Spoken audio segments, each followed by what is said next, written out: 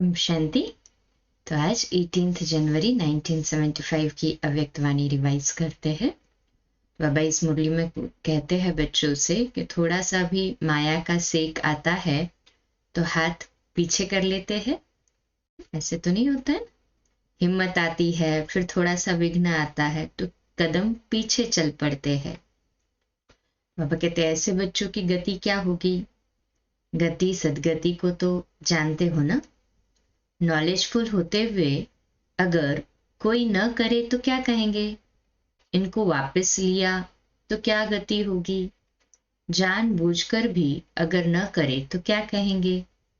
Light रूप और might रूप होते हुए भी क्यों नहीं कर पाते हो?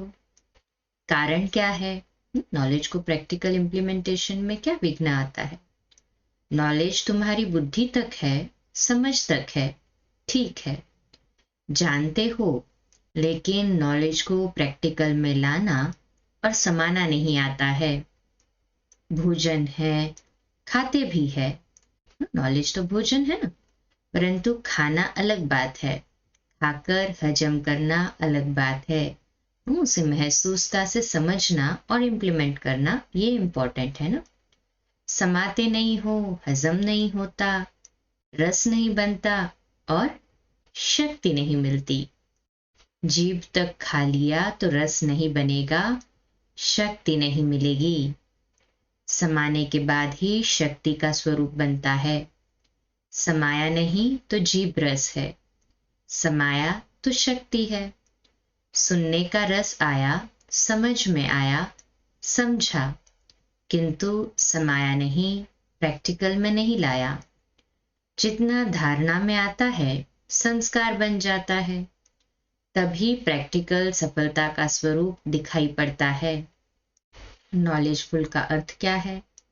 नॉलेजफुल का अर्थ है हर एक कर्मेंद्रियों में नॉलेज समा जाए, क्या करना है और क्या नहीं। तो धोखा खाने की तो बात ही नहीं होगी। आंखें और वृत्ति धोखा नहीं खाएंगी। जब आत्मा में नॉलेज आ जाती है तो सर्व इंद्रियों में नॉलेज समा जाती है। जैसे भोजन से शक्ति भर जाती है तो शक्ति के आधार से काम होता है। अभी नॉलेज को समाना है। हर एक कर्मेंद्रिय को नॉलेजफुल बनाओ। हर वर्ष आते हो, कहते हो कि अभी करूंगा, वायदा करके जाते हो, अभी कब पूरा होगा? क्या कारण है? जो तुम सोचते हो और जो कर्म करते हो उसमें अंतर क्यों? कारण क्या? सोचते हो फुल करने की बात और होती है आधी। इतना अंदर पड़ने का कारण क्या है? प्लान भी खूब रचते हो, उमंग भी खूब लाते हो और समझकर वायदा करते हो। सब बातें आएंगी ही, लेकिन प्रैक्टिकल और समझ में अंतर आ जाता है। इसका कारण क्या है? संस्कारों की आहुति करके जाते हो, फिर सब कहाँ से आया? स्वाह करके जाते हो, फिर क्यों आता है? देह अभिमान अलबेलापन वापस क्यों लौट आता है? कारण क्या है? कारण है कि संकल्प करके जाते हो स्वाहा करने का, लेकिन संकल्प के साथ साथ जैसे बीज बोते हो बाद में संभाल करते हो, परंतु इसमें जो संभाल चाहिए वो संभाल नहीं रखते हो। जब बीज से उसका सैपलिंग बनता है तो विशेष केयर करनी होती है ना, तो समय प्रमाण उनकी आवश्यकता रखनी चाहिए। आप बीज डालकर अलबेले हो जाते हो। जो भी संकल्प रचते हैं उसको बीच बीच में फिर नरिश करना है दृढ़ता से। सोचते हो कि बाबा को दिया, अब बाबा जाने, ये बाबा का काम है। आप उसकी पालना नहीं करते हो, तो वाचा और मनसा पर अटेंशन चाहिए। जैसे बीज बोकर पानी डालते हो कि बीज पक्का हो जाए, बीज को रोज रोज पानी देना होता है। वैसे ही संकल्प रूपी बीज को रिवाइज करना है। उसमें कमी रह जाती है और आप निश्चिंत हो जाते हो। उसको दृढ़ता नहीं दिया, निश्चिंत हो जाते हो। आराम पसंद हो जाते हो। आराम पसंद के संस्कार नहीं, मगर चिंतन का संकल्प होना चाहिए। एक एक संस्कार की चिंता लगनी चाहिए।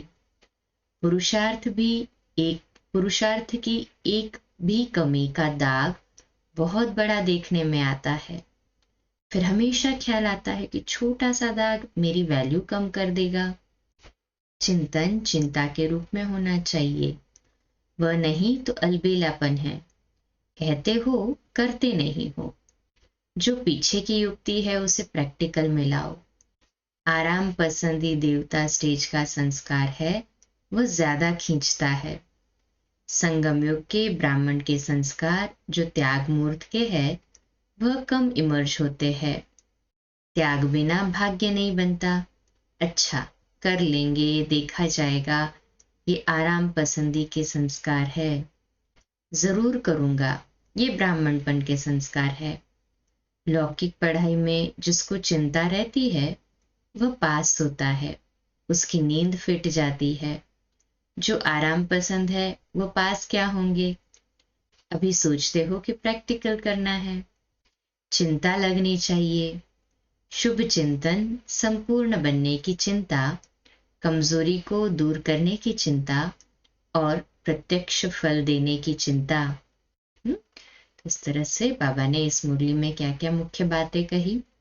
एक तो कहा कि मधुबन जो है ना, वो अविनाशी रुद्र ज्ञान महायज्ञ है। इस महायज्ञ में अपनी लगन को ऐसी अग्नि बनाओ जिस अग्नि में सब व्यर्थ संकल्प, सर्व कमजोरियां व सब रहे हुए पुराने संस्कार बिल्कुल भस्म हो जाए। फिर दूसरी पॉइंट, बुद्धि में नॉलेज तो है लेकिन नॉलेजफुल नहीं बने हो। नॉलेजफुल का अर्थ है कि हर एक कर्मेंद्रिय में नॉलेज समा जाए। तो जैसे भोजन खाने से, साथ ही समाने अर्थात हजम करने से शरीर में शक्ति आती है, वैसे ही तुम्हारी आत्मा शक्तिशाली बनती है। और तीसरी पॉइंट है, जितना ज्ञान धारणा में आता है वह संस्कार बन जाता है और तभी प्रैक्टिकल सफलता का स्वरूप दिखाई पड़ता है। वैसे ज्ञान का चिंतन करते रहे, उस बीज को दृढ़ता का बार बार पानी डालते रहे या उसकी संभाल करते रहे और अपने पुराने संस्कारों को, कमजोरियों को युग अग्नि में भस्म करते चले। अच्छा, कल सुबह लाइव अमृत वेला मेडिटेशन 3:30 से 4:30, सेकेंड लिंक 4:45 बजे प्यारे मीठे बाबा की मुरली, और रात्रि क्लास जनवरी मास की अव्यक्त वाणियों पर अव्यक्त मास स्पेशल के रूप में 8:45 बजे। 2 मिनट के लिए शक्तिशाली याद की ज्वाला स्वरूप स्थिति में समा जाएंगे। अपनी कमी कमजोरियों को इमर्ज कर उन्हें योग की अग्नि में जला देंगे और जो हमारे अंदर परिवर्तन करना है उन संकल्पों को इमर्ज करके बाबा के सामने रख देंगे।